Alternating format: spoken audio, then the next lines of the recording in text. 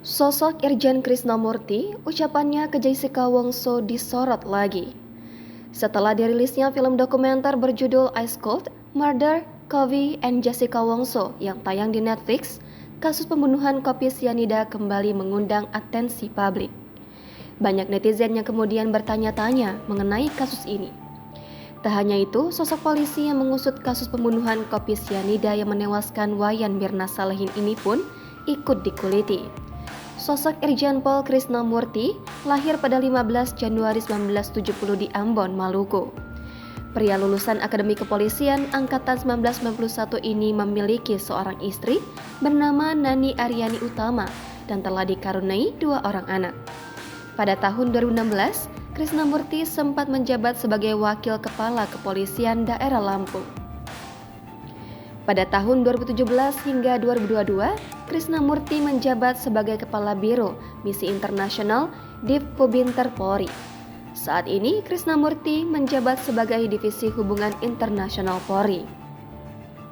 Krisnamurti mulai menjabat Kepala Divisi Hubungan Internasional Polri sejak 14 Oktober 2022, menggantikan Johannes Asadoma.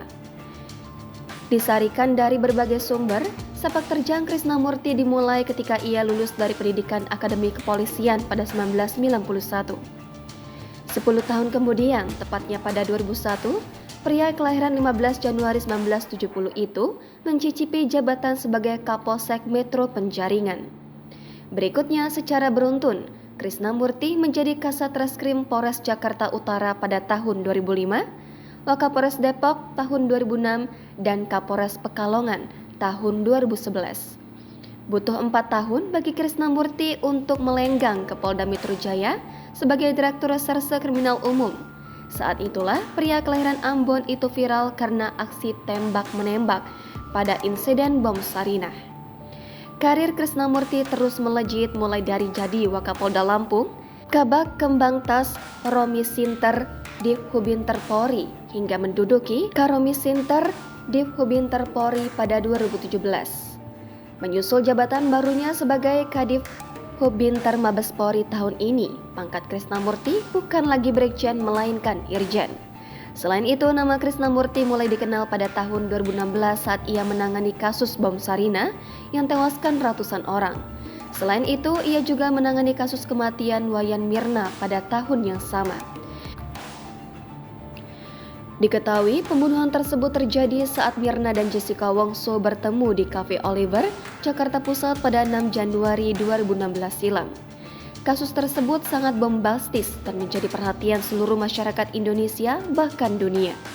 Akibat kasus tersebut, Jessica Wongso divonis 20 tahun penjara.